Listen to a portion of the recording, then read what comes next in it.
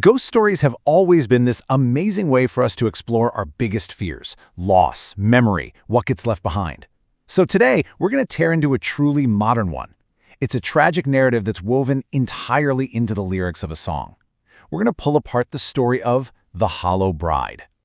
And boom, right from the start, the story hits us with a warning.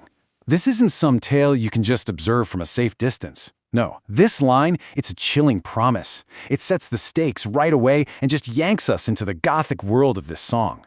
This is a story that, once you hear it, might not be so easy to forget. So if we're going to really understand that warning, we've got to get to know the ghost at the heart of this whole tragedy.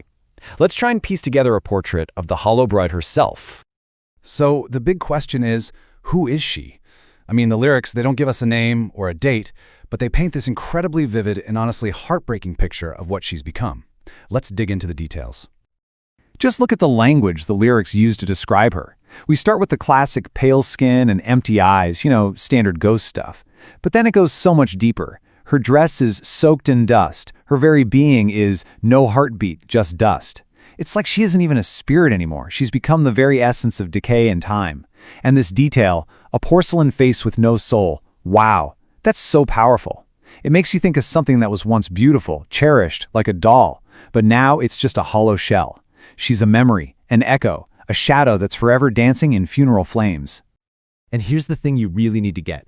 The Hollow Bride isn't a monster. She's not really a creature at all.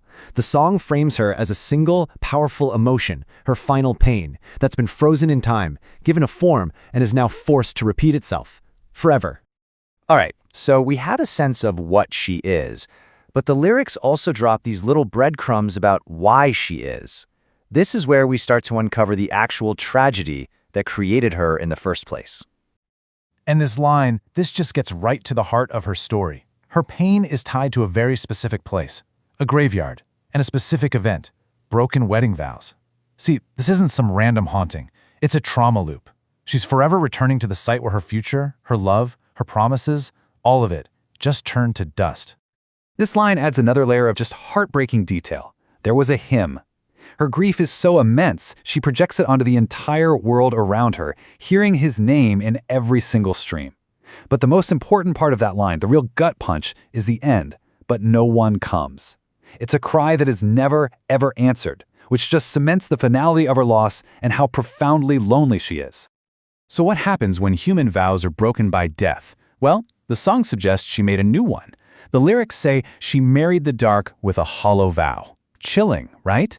This is the moment her fate was sealed. Unable to let go of her grief, she pledged herself to it, to the darkness, and in doing so, she became the eternal Hollow Bride. Okay, so now we know who she is and why she exists. But what does she actually do? Her entire ghostly existence is defined by one single unending action: her sorrowful music. This is where it gets really fascinating. The lyrics lay out this incredible comparison. On the left, under her actions, we see what she's physically doing. She plays the violin, her bow is in her hands. But then you look at the right side, her state, and you see the heartbreaking reality. Her fingers feel no grace. The music she makes is made of ghosts. It's an act that's completely detached from life or passion. She's going through the motions, but as the lyrics say, there is no soul behind her face. It's a performance of pure mechanical sorrow. So the crucial point here is that this isn't music in the way we'd understand it. Her violin is just a conduit, a megaphone for her pain. The lyrics tell us the melody is the sound of her tears. It's not an interpretation of her pain, it is her pain, made audible for everyone to hear.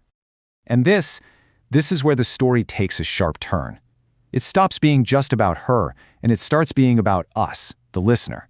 Because her performance, it turns out, has an audience, and her pain is contagious. This one line changes everything. Her endless private concert is now public. She's not just playing for the lost or for herself anymore. She is playing for you. And according to the story's logic, simply hearing her song is the first step of a curse. The lyrics lay out the chilling progression of this curse, step by step. First, it starts subtly. You hear the song in a dream. Then comes step 2.